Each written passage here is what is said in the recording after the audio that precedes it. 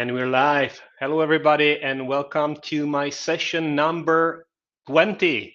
This is the 20th Alex Tunes Up session, and today we're going to talk about the topic that might be interesting for most of you, especially if you ever have to create a business presentation. And I believe most of you have been there or will be there soon enough again. So today I want to go right into some key tips that you can implement. So this is going to be a short one. I want to reserve as much time as possible for any questions if they're going to be coming. And what I want to do, I want to avoid the usual fluff you're going to get when you Google storytelling, because most of the time what you get there is, yeah, storytelling. You follow these 7 steps. You need to know the hero's journey. You need to know the theory of the history of storytelling from Hammurabi and stuff like that. You don't need to know any of this, honestly. And that's also what puts people off storytelling and implementing it into their work. Most of the time, we just say, "Okay, yeah, it sounds nice, but I don't really know where to start. Yeah, let's leave it for next time."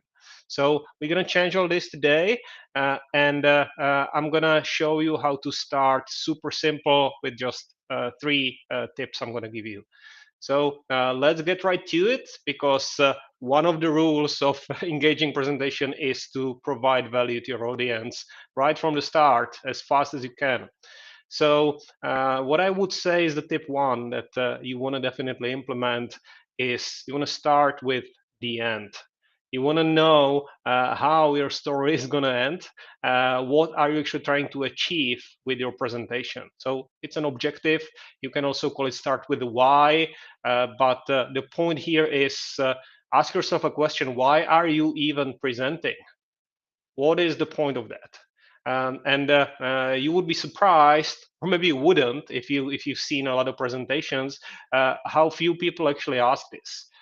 There's a presentation, you witness it, it's provided some information maybe, and the speaker walked away, and what was left in your head, you know, nothing. Maybe boredom. Maybe you said, at best you said, "Huh, that was interesting presentation," and then you just go about your day again. Surprisingly so, even if you use the best presentation technique, this can happen. So think about all the Tech Talks presentation. Many of them are really engaging, really interesting, but they don't really move you to an action. They don't really do anything with you. You live exactly the same life. And if you're the one delivering a presentation, probably you don't want that. Probably you want your audience to leave with something. So what do you want them to leave with? Do you want them to leave with an information?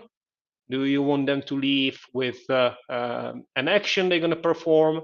Do you want them to leave inspired about your vision? Do you want to get their buy-in on something right there?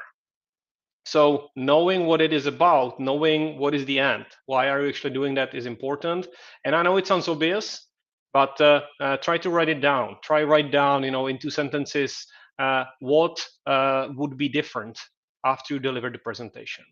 And ideally, what would be different 1 week after you deliver the presentation? What would be different for you? What would be different for the audience? What is the best case scenario? And if you can't really answer it clearly, that means this needs some work. This needs some thinking for you. I'm going to use a couple of examples at the end after I'm going to give you all the 3 tips, because I don't want to keep you in tension for too long, because tip number 2 is actually very simple. You can add storytelling into any presentation, into the most boring slide deck you can think of, without knowing too much about storytelling and its origin. The one principle that applies everywhere is to create tension within the content you are providing. There needs to be some tension. There needs to be some sort of conflict. So if you add some conflict into your presentation, it's going to be more captivating. There is a very good reason why most movies, TV shows, Hollywood production is about action, about violence, Sometimes it's about romance, but there's always a conflict. There's always a tension. You can end the story with happily ever after, but you cannot start there. It would be incredibly boring. You never start with a wedding and watch someone's 20 years of happy, uneventful marriage. But many business presentations look exactly like that. They look like, yeah, that there's information, there's another piece of information, another, and now's the end. So how can you create tension?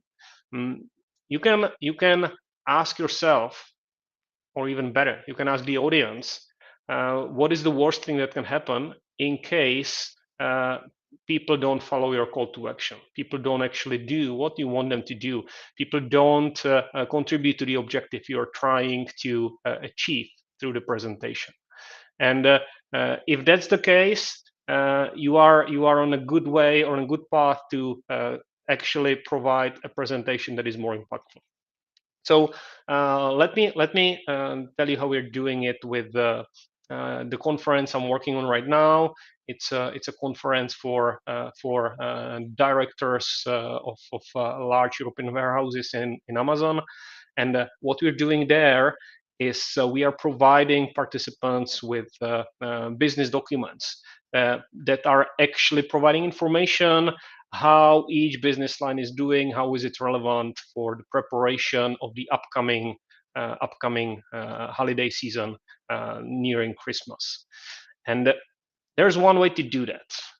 That the traditional way would be, okay, here's all the data that this business line accumulated, and here is what should be done, and that's it.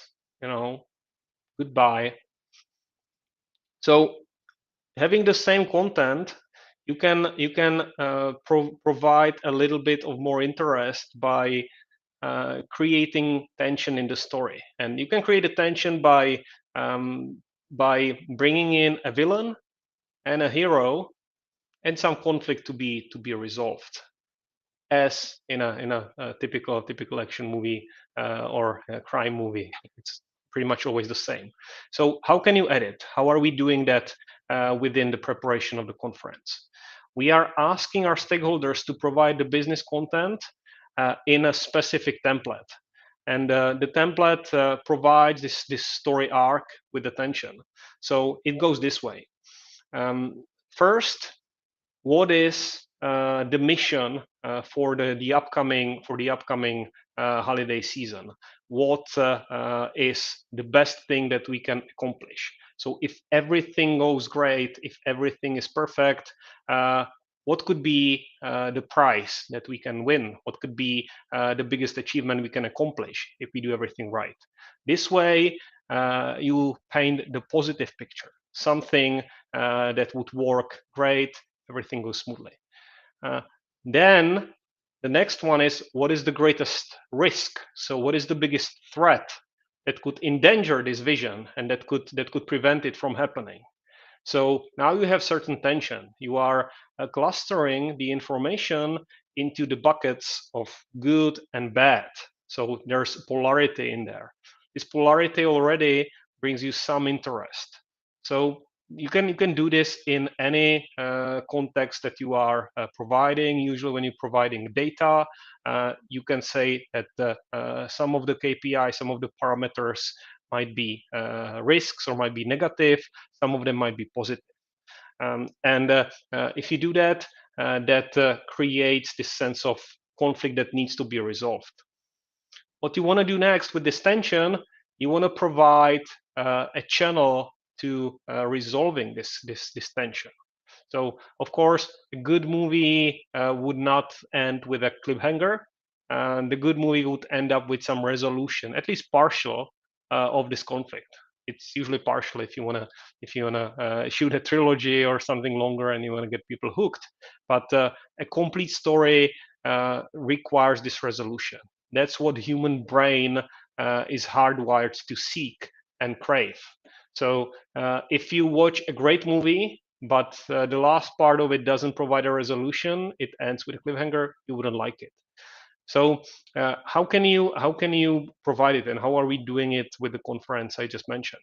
So we say, okay, this is the vision, this is what we can achieve if everything goes great.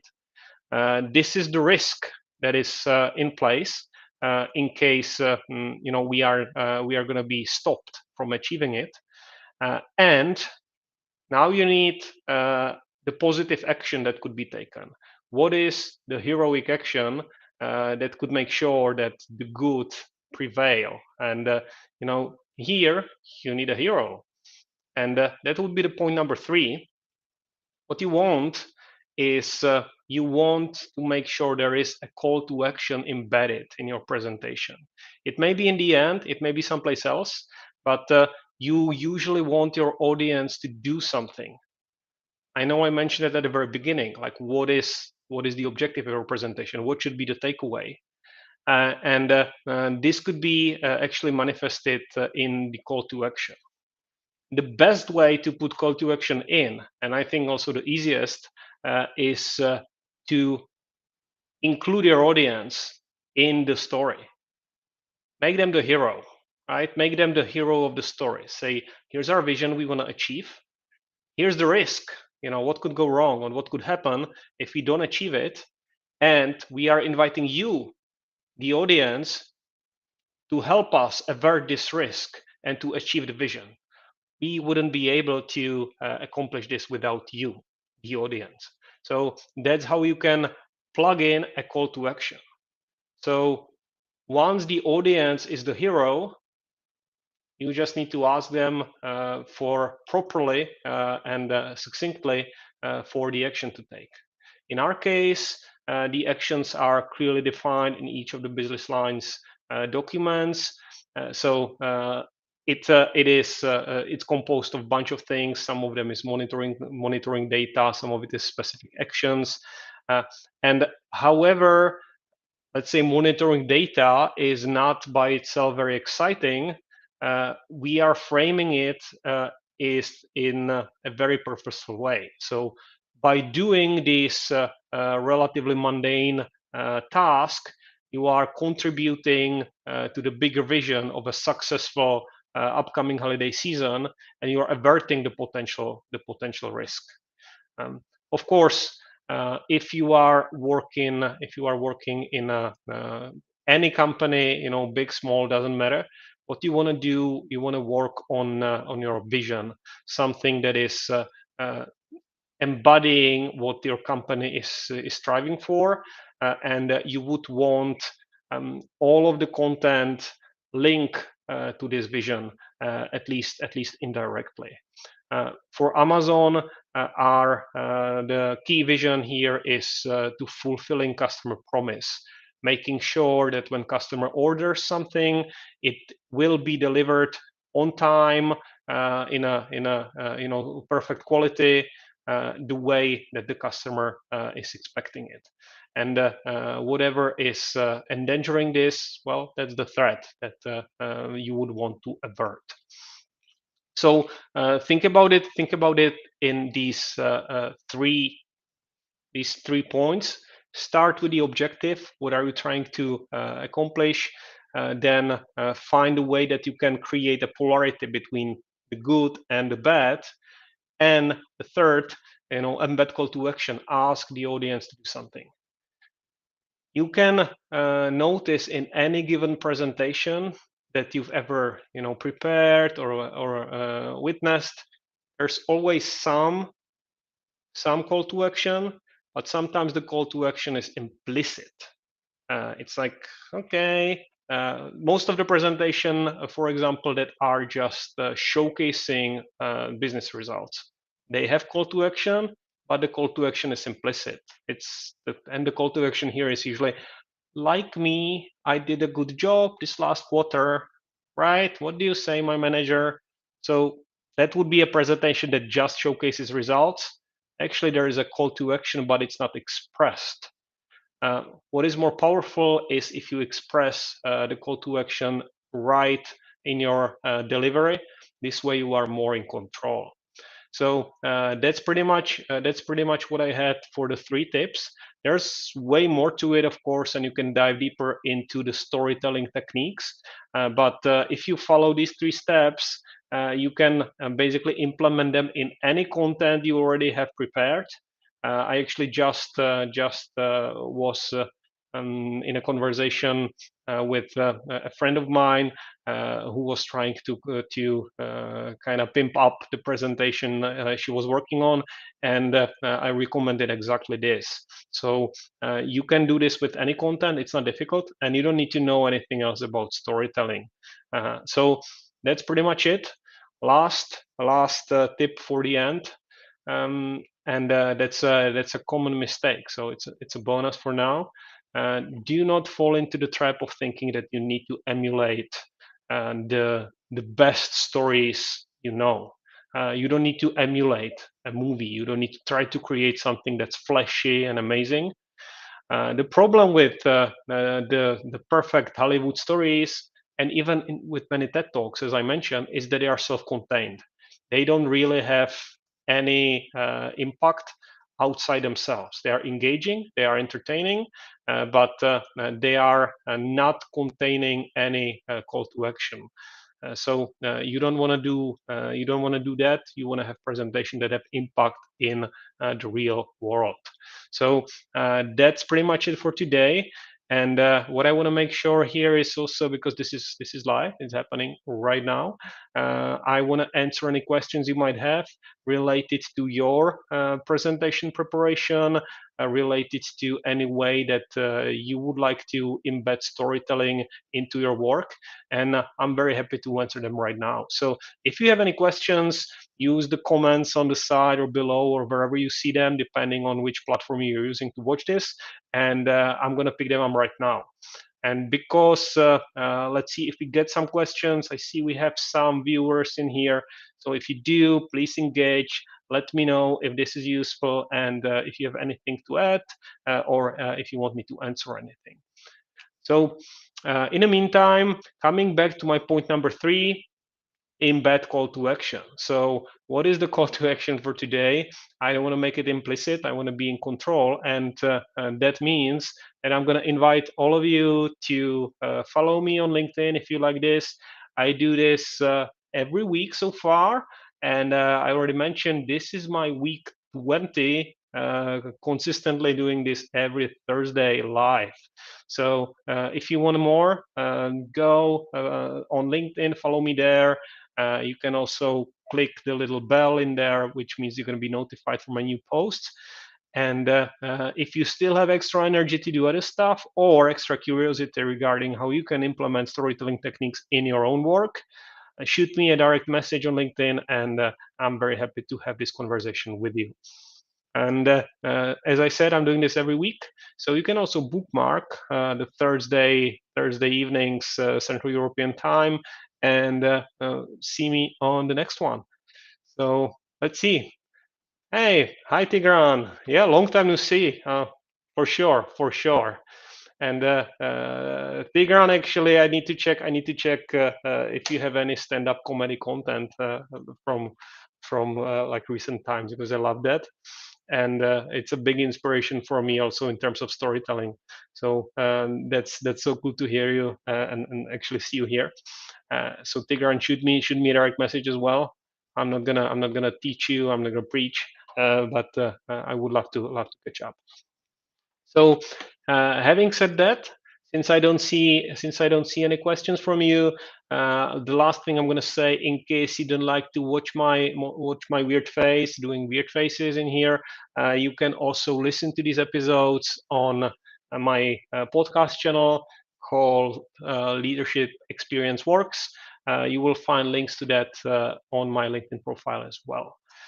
So as I would say, if you like this, tell everybody to follow. If you don't like this, keep this to yourself or just tell me privately.